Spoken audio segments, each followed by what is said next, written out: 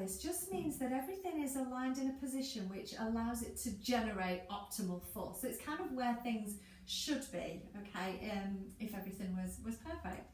So let's have a look at a neutral pelvis when you're lying down on your back. So lie down with your knees bent and your feet flat on the floor. And then just take a moment here to allow your body to settle and think about your pelvis. So we're thinking about the hip bones, we're thinking about the pubic bone.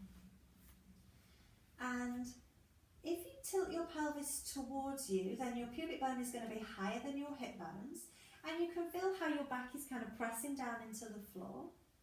And then if you tilt your pelvis the other way, you'll kind of find that your hip bones and pubic bone come onto the same level, and there might be a little tiny space under the small of your back. Play with that a little bit.